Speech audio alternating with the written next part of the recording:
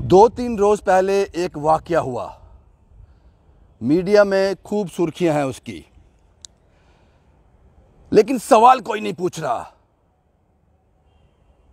काबिल लोग हैं, बहुत काबिल लोग हैं, लेकिन सवाल नहीं पूछ रहे, यूं का त्यों बयां कर रहे हैं। मैं सोच रहा था, देख रहा था, कोई तो ऐसा होगा जो सवाल पूछेगा, जो क्वेश्चन मार्क लगाएगा, जो इन्वेस्टिगेटिव जर्नलिज्म करेगा, लेकिन नहीं देखने को मिला। कहानी क्या है वो सुन लीजिए।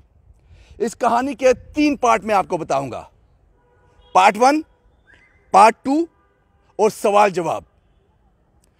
कहानी शुरू होती है, एक चैनल इसको ऑन एयर करता है। वो चैनल कहता है बिल्कुल स्टार्ट में, जिसने ये ब्रेक किया, कहानी 3 लोगों के बीच की है, दलजीत सिंह, शुभम सिंह और हमारे रविंदर रैना साहब, जो किसी तारुफ के मोहताज नहीं है। इन 3 लोगों के बीच की कहानी है। कहानी शुरू होती है एक चैनल के माध्यम से जो इसको ब्रेक करता है। वो कहता है शुभम कुमार बाइक से कहीं से आ रहा था, पाइनतीर्थी नाके पर दलजीत सिंह जो एसपीओ है वहां खड़े थे नाके पे, उनको रोका, उनसे यह कहा गया आपने हेलमेट नहीं पहनी, आपको चालान होगा। बहसबाजी हुई।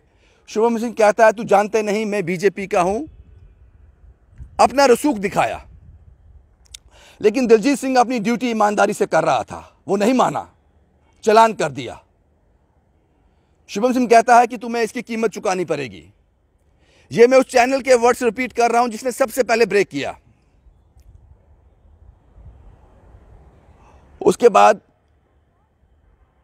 शुभम सिंह जाता है बीजेपी ऑफिस, रविंदर रैना साहब से मिलता है और उसके ट्रांसफर की लेटर ले लेता है।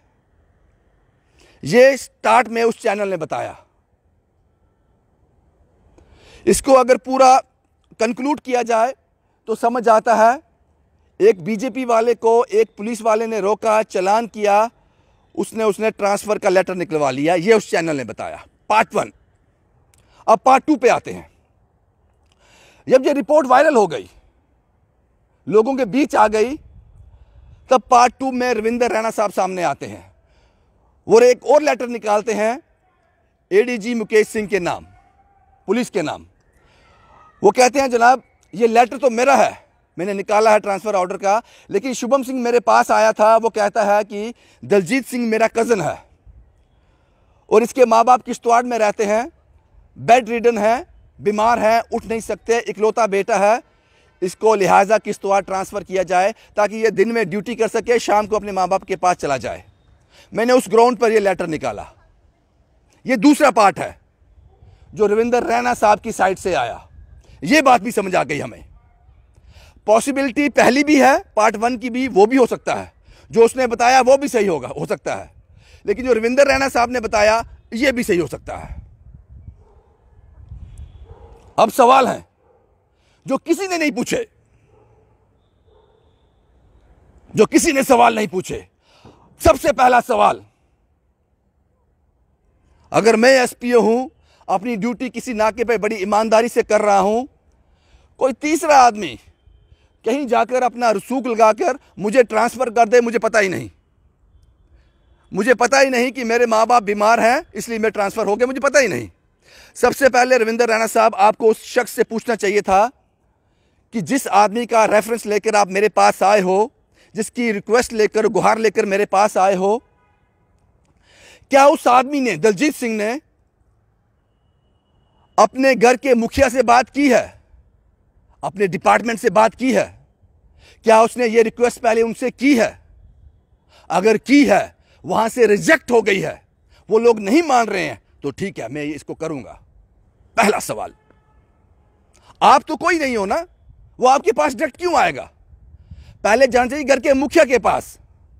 अगर मुझे कोई तकलीफ है, पहले मैं अपने पिता के पास जाऊंगा, पहले मामा चाचा ताया के पास नहीं जाऊंगा।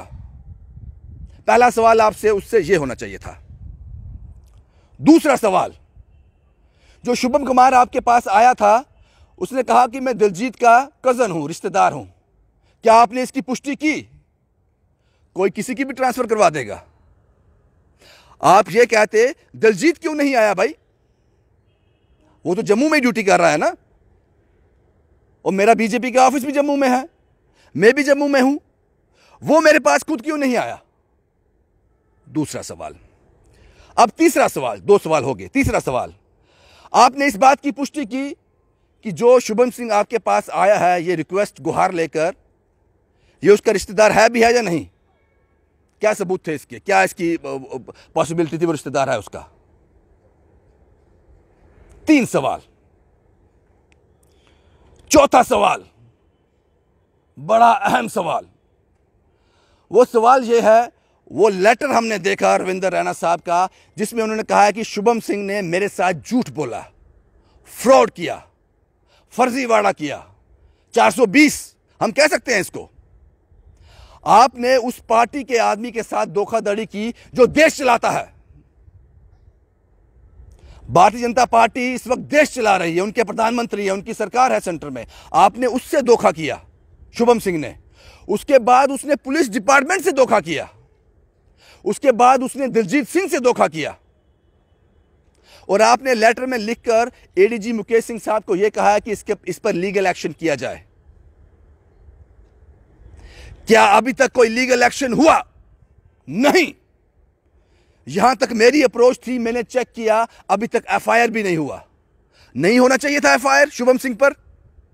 इससे पहले वो कितनी ट्रांसफरें करा चुका होगा, कितने और फर्जीवाड़े कर चुका होगा, छोटे लेवल के या बड़े लेवल के, क्योंकि ये जो करने जा रहा था ये तो आतंक था, ये तो ब्लंडर था। रविंदर रैना साहब कोई मामूली आदमी नहीं है, भारतीय जनता पार्टी के प्रदेश अध्यक्ष हैं और इनकी सरकार है, हिंदुस्तान चला रहे हैं ये लोग। उस आदमी के साथ धोखा, फर्जीवाड़ा, साजिश, 420, अभी तक एफआईआर क्यों नहीं जनाब? हो सकता है एफआईआर हुई हो, यहां तक मैंने पता किया, मुझे लगा नहीं हुई अभी तक। क्या शुभम सिंह अरेस्ट है, सलाखों के पीछे है? वो कोर्ट में कब पेश करने जा रहे हो उसको? उसकी चार्जशीट कब फाइल होने जा रही है? या फिर एक लेटर आया, बदनामी हो गई, एक लेटर और आया, मीडिया ने पहला भी कवर किया, दूसरा भी कवर किया, खबर पुरानी हो गई, लोग भूल जाएंगे, खेल खत्म, आगे बढ़ो। एक छवि को नुकसान हुआ था, हमने उसमें सर्फ एक्सेल डाला, एरियल डाला, अच्छी तरह से 2 डाला, आगे निकल गए। मैं इस खबर को तब तक नहीं छोड़ूंगा जब तक शुभम सिंह के खिलाफ कोई कार्रवाई नहीं होगी। अगर पार्ट 2 सही है तो, अगर रविंदर रैना साहब सही कह रहे हैं, हो सकता है वो सही कह रहे हो, तो जनाब अभी तक शुभम सिंह के खिलाफ एफआईआर क्यों नहीं? वो सलाखों के पीछे क्यों नहीं? और अगर एफआईआर हुआ है, हमारे साथ साझा करो, मीडिया के साथ शेयर करो। हम दिलजीत सिंह से भी बात करना चाहेंगे, लेकिन वो हमसे बात नहीं करेंगे, मुझे पता है, क्योंकि वो एक गवर्नमेंट जॉब में है, इस जमेले से वो दूर ही रहेंगे। अगर पार्ट 1 सही है, अगर पार्ट 1 सही है, जो पहली रिपोर्ट हुई थी, एक पुलिस वाले ने एक किसी पार्टी के आदमी को रोका, कार्यकर्ता को रोका, उसको चालान किया, अपनी ड्यूटी की, उसने बदला लेने के लिए ट्रांसफर करवा दी, लेटर निकलवा लिए। अगर यह सही है पार्ट 1, तो शुभम सिंह पर कोई एक्शन नहीं होगा। और अगर पार्ट 2 सही है, जो रविंदर रैना साहब कह रहे हैं, तो मुझे लगता है कि इस वक्त तक एफआईआर हो जानी चाहिए थी। शुभम सिंह इस वक्त सलाखों के पीछे होना चाहिए था।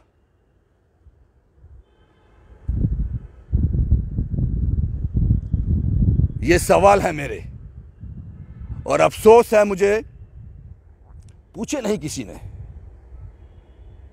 काबिलियत बहुत ज्यादा है, मुझसे ज्यादा काबिल लोग इस फील्ड में हैं, और ये मैं कहने के लिए नहीं कह रहा हूं, सिर्फ इस रिपोर्ट करने के लिए। मैं जानता हूं मुझसे काबिल लोग हैं, लेकिन उन्होंने ये सवाल क्यों नहीं पूछे?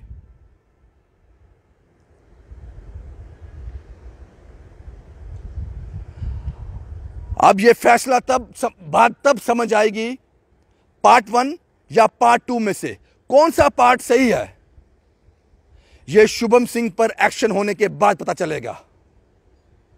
बस यही कहना था मुझे आपसे जनाब। यही कहना था मुझे। अगर ये सवाल बाकी सब लोगों ने पूछे होते तो मैं नहीं पूछता, शायद ये रिपोर्ट भी मैं नहीं करता।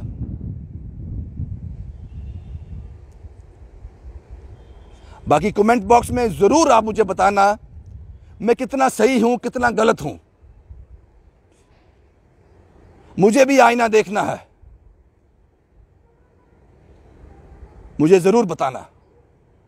शुभम कुमार के साथ Ravindra Singh, the state sentinel के लिए।